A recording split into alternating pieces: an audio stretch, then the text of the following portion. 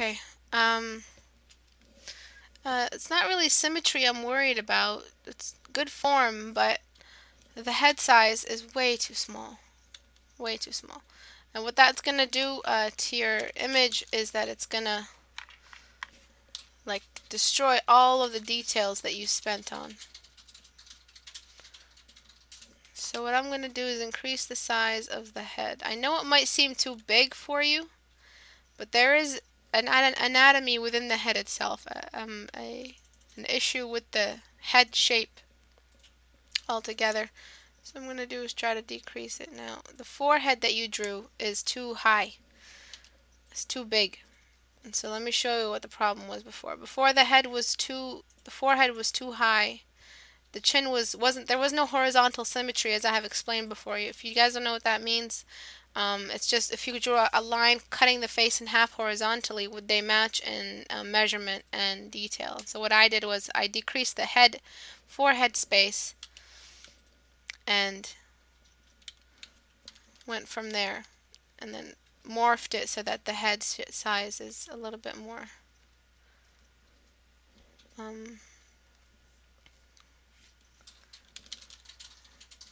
appropriate. So now I know it takes me forever to finish a sentence, I'm sorry. Okay, so what I'm going to do now is make sure that the symmetries are there vertically. Make sure that the breasts aren't completely far away from each other. Make sure that they are close, relative to the head, to the body, and to the rib cage. Make sure the silhouette that you do paint, make sure that the shape of her body is appropriate, bone structure and flesh-wise. So she seemed to have her waist break in too late. And get a good reference on stomachs so that you can really paint the stomach a little bit more, put the lighting where it's supposed to be. Okay, get some light on the rib areas here because she is sticking out her chest, so some of the rib is going to get some light here and here. In the top area here of her stomach, and then some shadow on this area. Very gentle amount of shadow, not too much.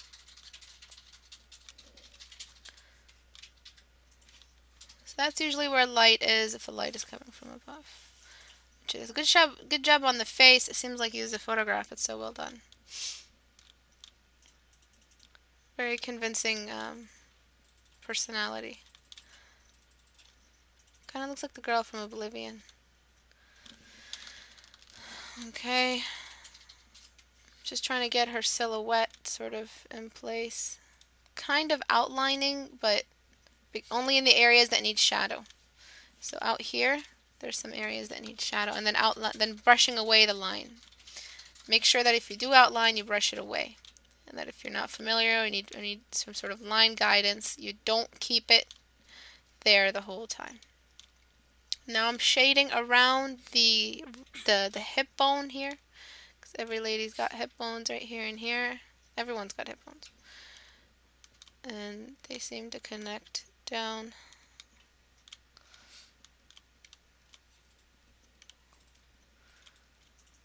Okay. Scoliosis. Scoliosis is really for the back area. I'm not sure if that's what you mean. Scoliosis is when your spine isn't straight. But she is sticking out her chest. She doesn't look like she has any medical issues. She looks fine, I think, with the way she's sticking it out. It's just that you needed some assistance with some of the proportions. Some areas were a bit unproportionate, and now that you use a soft brush, which I recommend for sharpening up anatomy, because it's sort of really good for blending realistically. Make sure you don't overdo it. Make sure you have a good degree of texture in there too. Okay, make sure the breasts are capturing light. They are one of the highest spots on the face, on the body. So they're going to capture some light because they're sticking out. Excuse me, I'm going to sneeze. Sorry. Going to send some of that light of the hips down into the thighs. Just a touch. Okay, and I'm going to bring some of the light into the corner, into the shoulders to show that she is standing.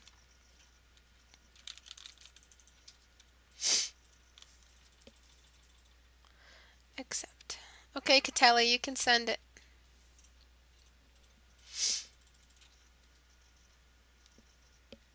Okay.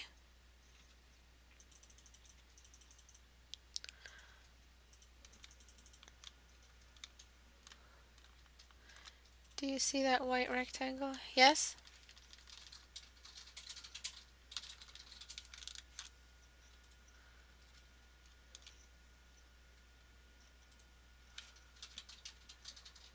Trying to get the arms to be a little bit more symmetrical. They're going to capture light near the forearm area.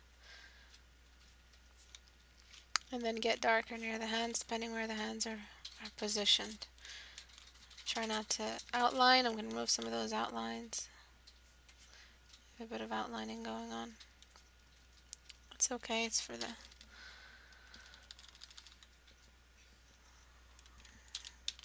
I'm just casting some shadow in the areas that don't have any light exposure. Save as...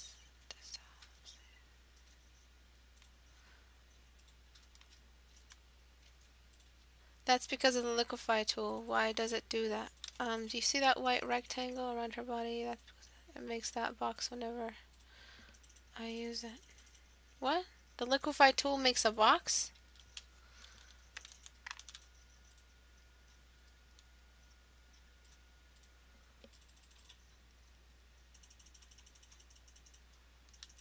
Why is that?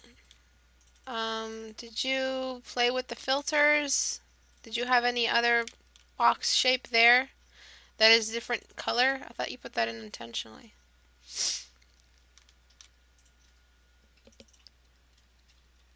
Oh, that's odd. Filter, liquefy, mask options, show image.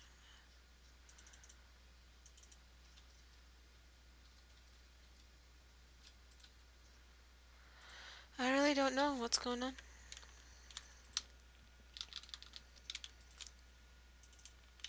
And I want to put some light on this area, even though it is dark. Just make sure you have a shade of there. It's ready. And then finally, I'm going to push out the shoulders.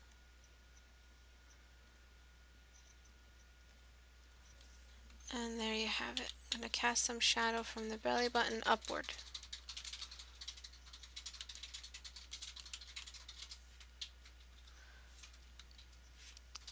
And now that we shaded it, it should look a bit more realistic compared to before, where you had a bit of jitteriness going on. Her arms are way too muscular, her neck was way too thin. Her head shape was fine without the body, but with the body it was way too small and a bit too asymmetrical.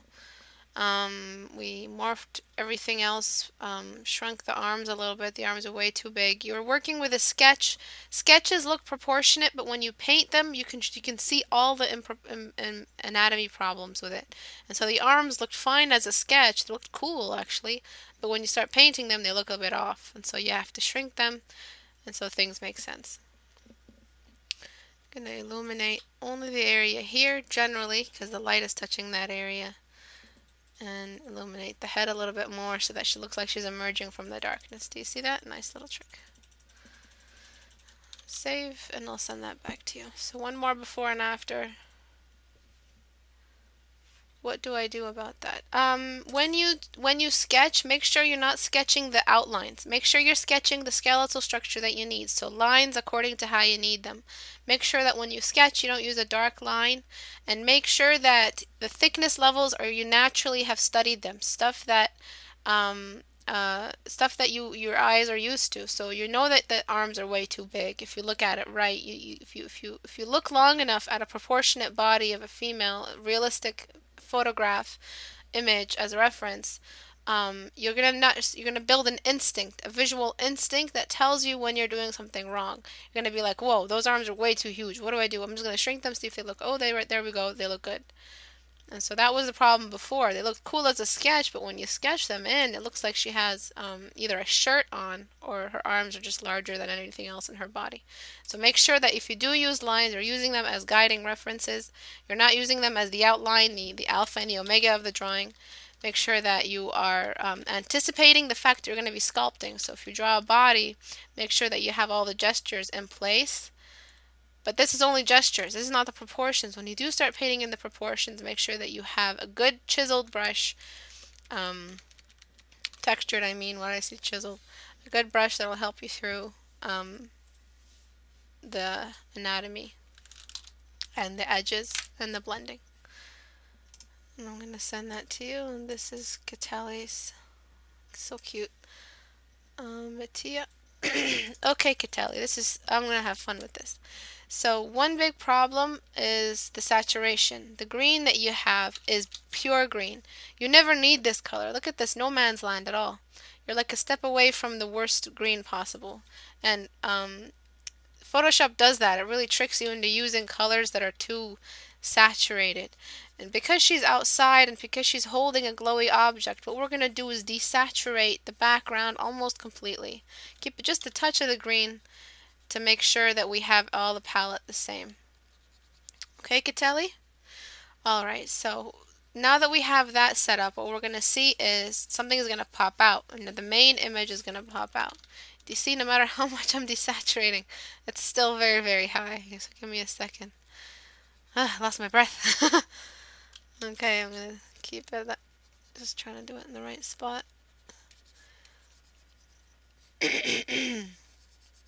Okay, really good job on the face, really, really cute. I recommend centering her, but this is sort of the concept that we're working with. Okay, now that we have that set up, I'm going to frame the image. So I'm going to take care of the background and I'm going to take care of the frame. It's really up to you what order you do these on, but I recommend making sure the background is desaturated properly. So I'm going to get darken, and I'm going to use this dark tone here on like 50% soft brush.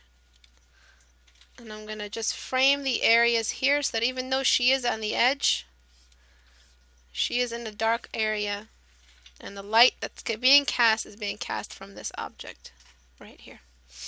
So before, after. Do you see how things are sort of closed off a little bit? Gonna merge that down.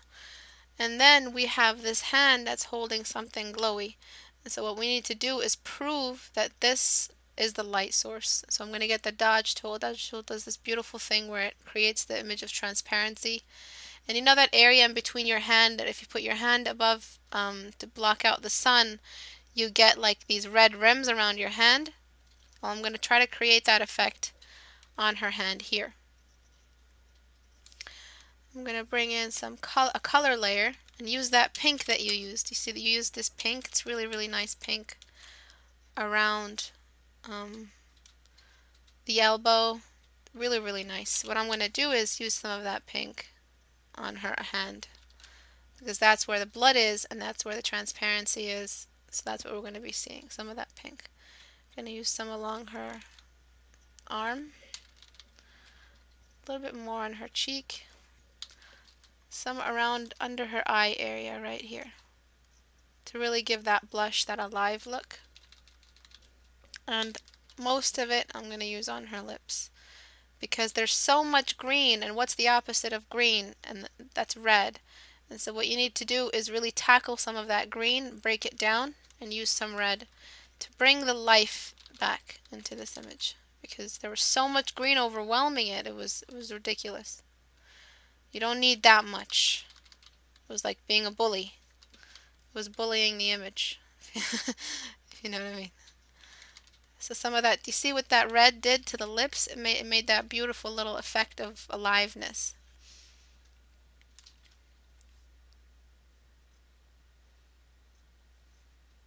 Oh yeah, you're right. How they manage that. Oh yeah, I'm sorry. You're gonna have to remind me of the image too. I totally forgot. Very sorry. I've been very busy. Yeah, I can do a video like that. Okay, I'm gonna bring some of that color, Catelli, onto the nose as well. Before I forget. To create that cute, cold look. So do you see what's happening to the face? It looks very, very much alive. I'm going to bring some of that yellow that you have and put it on the above lid, on the eyelid, from the inner corner of the eye, all the way out.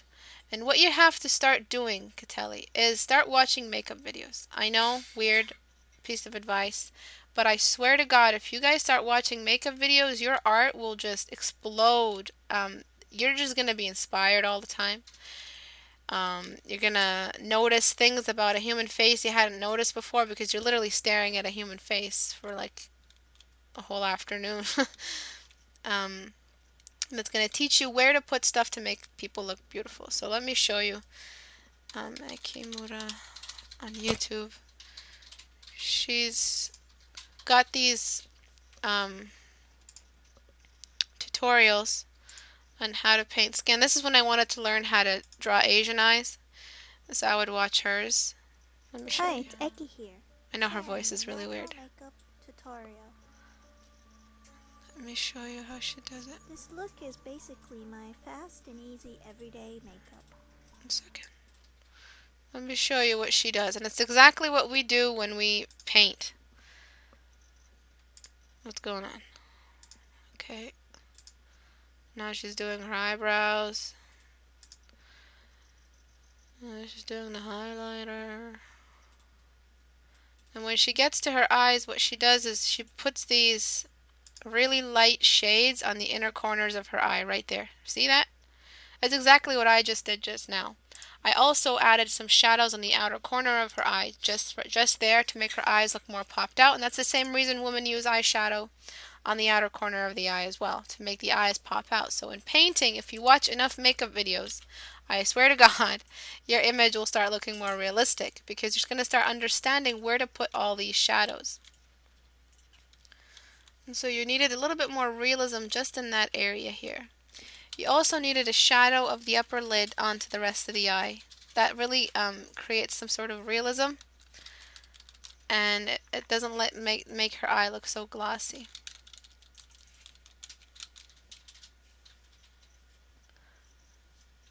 I'm going to put it on this eye as well. The eyebrows are fine. They are high, but I don't mind that. Going to add a bit of darkness on the corners of the lips, just like I taught you guys. And a bit on the nostrils. See how much more realistic she looks? So before, do you see that green? It was just neon green. It was unnecessary. And now that you took it down, you have a chance to use some reds to tackle that green. And you get something that looks like that. What I'm also going to do is, you have this green on her forehead too. I'm going to desaturate that. Oh, it's a PNG. That's why it's taking so long. I'm going to desaturate this area here on her head.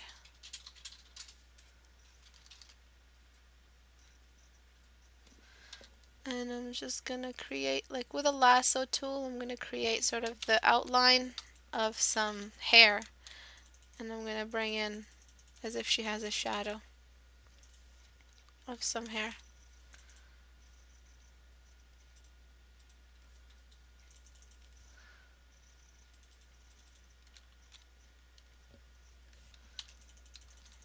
Select, erase.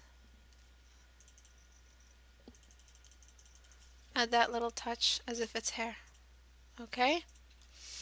And next thing that I'm going to do is, because you have the arms so long, they're going to need some shading.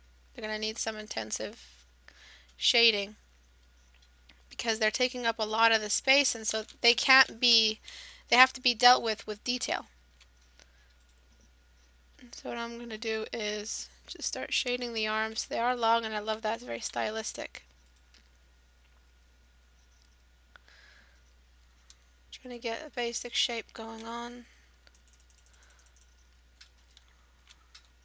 And what happens when things are in the shadows is that they lose saturation and they turn purple and gray. And so that's what I'm going to do to the edge of the arms here, so that they can turn purple.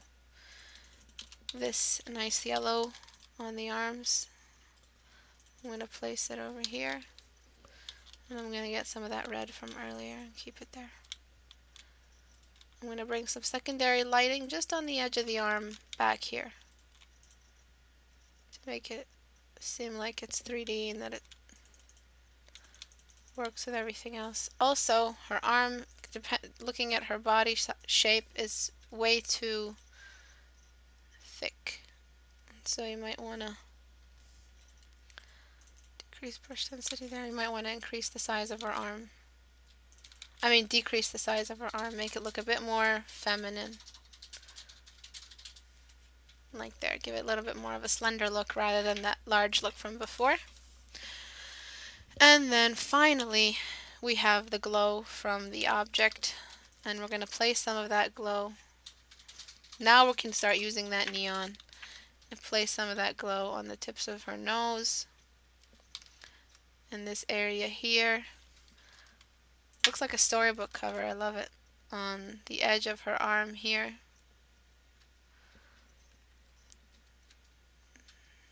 This arm here.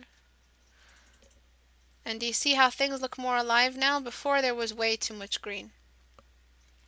I'm also going to desaturate one more time. So what I use to desaturate is the sponge tool. I have the option on desaturate. I'm going to desaturate this area back here.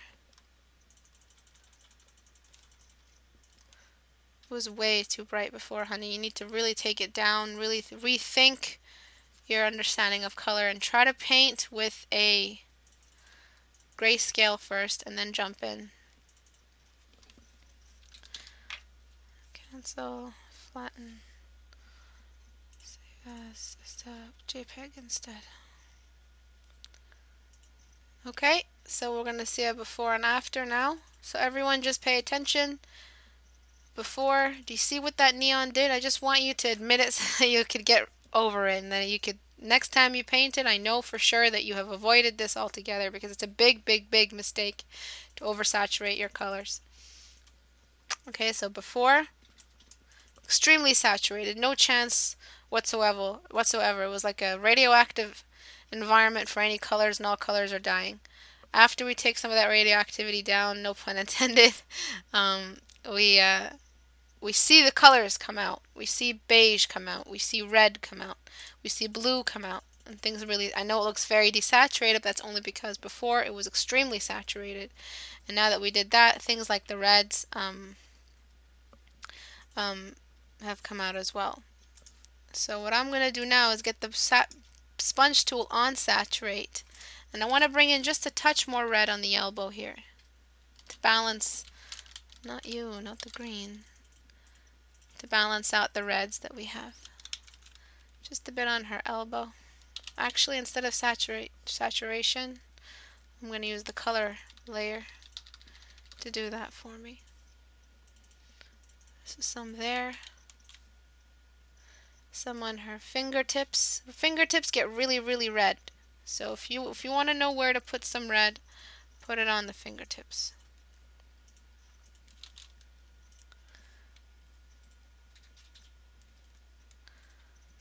I'm going to put some on her arm in this area here.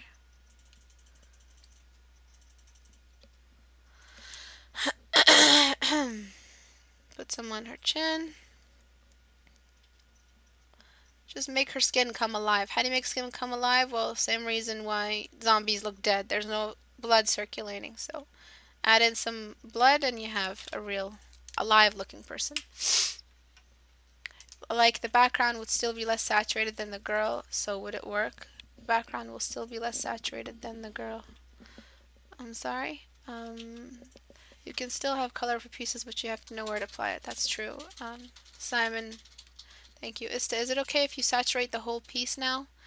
Like the background will still be less saturated than the girl, so it would work. If you want to saturate, it's really a stylistic choice.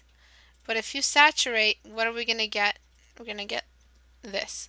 So we're at a really good spot here because our eyes have governed it. If you want to saturate just a bit more, I recommend you don't saturate the whole image. You get your sponge tool, put it on saturate, and saturate the areas that you really want to saturate. So lips, the eyes. The eyes aren't equal color. Let me make both eyes. Actually, I don't want to saturate that much, but you can start doing that instead. Okay? I'm just going to make the eyes the same color.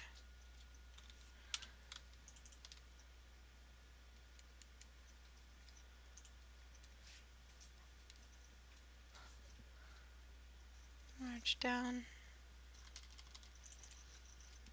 But I really don't recommend saturating altogether as a whole. Okay, so avoid saturated colors, Catelli. The way to train yourself to saturate color, some people are colorblind. I know that I have a difficulty seeing yellows. I really hate yellows for some reason. And I searched it up, and the way to know that if someone is colorblind is to see what colors they're most sensitive to. And so I did a lot of my reading. I do wear glasses. Do reading glasses. I did all my reading in the dark, and so I became very, very, very sensitive to bright colors. And what that does to you is that any colors that do contain a degree of brightness, you don't see the color, you see the brightness. And so I have a certain disability, let's say, with yellows or colors that are that bright. Because I used to stare at the sun when I was a kid too, to challenge it. So have you. But notice tendencies. Maybe it's your monitor. You don't know, Catelli. Try to make sure that you avoid these things so that they don't happen later on. And I'm losing my voice. Really, really, big mistake to use saturated colors. So you use your greatest effort to avoid it. But altogether, very beautiful image. Cancel. Flatten, save, and I'll send that back to you. Catelli right there. Simon Broom is next. So doesn't the monitor, is that very bad? Never mind. Sorry? And if you have anything else, of course, to teach yourself, you need feedback, and so critiques really help with that. So there's always someone in the group, I'll add you to the group now, that will look at your stuff for you. There's so many people that leave the group and I don't really know. Oh, crap. Wrong group. People, Catelli. And then, I think Simon Broom? Or is he not on it? Yeah, he's on it.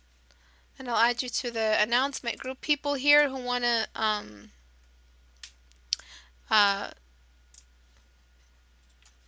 announce their live stream hours, you can go ahead and use that. Okay, Catel? I don't know how to tell you. You're telling me, Mattia. I don't know how to talk either, man. Okay, image rotation degrees clockwise. Okay, so how to approach this. It is cartoony, but you're shading it as if it's real. That's a big mistake. And so you have to make a choice, Simon. You have to choose. Do I want to keep his face looking realistic, or and start shading him as if he's a real person and start using realistic colors, or do I want to keep everything cartoony and not shade his body as if it's what's it called? So let me show you what I mean between shading realistically and not shading realistically. Okay, so Miyazaki, fat baby. Ghibli, fat baby. Okay, so the way they shaded this baby in Spirited Away is like this. They still had a very realistic looking form, but look at what they have, Simon. They have lines. And so what the line is doing, I know it's like not loading fast enough, but what the line is doing is that it's showing us where the limit of the form is. So a line is a limit. Draw a line is to draw a limit. This is the limit. This is where he is. This is where I'm showing you he exists. Okay? When we have 3D, we don't have a line. Therefore, the limit is drawn in a different way. Okay? Also, what they've done is they've chosen two basic shades. Okay, Simon? They've chosen the light shade and the dark shade. The dark shade is desaturated, but has a degree of hint of a red hint to it. Degree of red in it. Okay? You can see here as well the shadow and the lighting is very, very realistic. Very represents realism, but it's not in the ambiguous state or in the state of, the uncanny valley. So you have to avoid the uncanny valley, okay, Simon? So make a choice. Do you want to shade him realistically or do you not? I also don't recommend this texture that you've used. So I recommend you start this all over again. Don't color the background red. Don't color it that level of red, because if you desaturate now, you're going to see it's too dark. So you need like this shade here for the background. Okay? Stop shading him. Don't shade him. Keep your lines. This is too dark too. Keep your lines. Keep everything there. You don't have to paint 3D style if you're drawing a cartoony character. As a matter of fact, you're not supposed to, because they will no longer be cartoony. And this is what happens when you shade realistically a cartoony character that's supposed to be cartoony, realistic. Something called the uncanny valley, and it's not something you want to venture in. Okay, this is what happens when you shade something realistically that's not supposed to be shaded realistically, and using textures. Do you see these textures? Similar to the textures you chose to create the realistic skin texture. So what I recommend is not doing that. Don't shade something that's supposed to be a cartoon. Okay? That is so scary. Oh my god. But yes. Okay, Simon, so avoid the uncanny valley by making a choice. Realistic or shaded. I recommend, because you've drawn it so well, it's a good drawing. Go back, keep only the lines, and send it back to me again. Can you do that, Simon? Can you send it back? Sketch it only and then send it back to me, and I'll show you how to clean up the lines and add in those two shades in color. So you don't need grayscale when you're coloring cartoons, because you're not really using any values and any shading or sculpting. So no sculpting for you. The opposite of what I said to Concept Sam. Absolutely no sculpting for you for this image. No shading, just lines. Give me some lines. Give me some good form, good anatomy through lines, and send it back to me. Okay, Simon? That's your homework. I know homework is an ugly word, but I hope it gives you an idea. All right? So that's it for today. I'm sorry about my late absences. I'm going to try to make this a full-time thing. I'm going to try to get back on the Tuesday, Thursday meets. I'm going to try to get back on the random, frequent critique hours. I hope these are helping you guys. The class is getting much bigger. I don't know where we're going to take this huge group, but hopefully the family just gets bigger and bigger. It's been great so far. People are improving like amazing. I don't know how to say it. In a year, I'm seeing what you're supposed to be seeing in a class. You know what I mean? And this is all because of the active knowledge. It's not passive learning. You're not sitting and there's one person talking there. What's happening is that there's an active sharing of knowledge. So the group is really working to give each other critiques. I give you critiques, you give me critiques. And it becomes an active learning process where you're constantly facing your limit and constantly pushing it. Some people, can you believe, they don't get a critique once? They get a critique once in a year. And if they do, they get pissed off because they can't handle someone telling them that there's something wrong with their work. But imagine you guys. You guys are getting critiques frequently. So imagine the rate at which you are improving. So critiquing is very, very important to your improvement rate. So keep it up. If I'm not around, please, please, please, I beg you, get someone else to critique it for you so that you constantly have someone to look at it. Don't leave it unlooked at. Okay? So I'm going to leave you with that. Thank you everyone for coming. Thank you Ang, Bobby, Crossfaith, Delusional, Dirty Paws, Ellie, Goblin, Catelli, Mattia, Not Full Orange, Pedro, Photo Freak, Role, Razvan, Simon, and Smoochie. If you guys want to add my Skype so I can add you to this awesome group, please add my Skype and I'll accept you and add you to the group. I'm sorry, Bobby, I'm leaving, but if you add the Skype, you can send it to me. I can have it ready for next time. Okay? You too, Katali. Kiss to you too, and a blink. Okay, bye bye.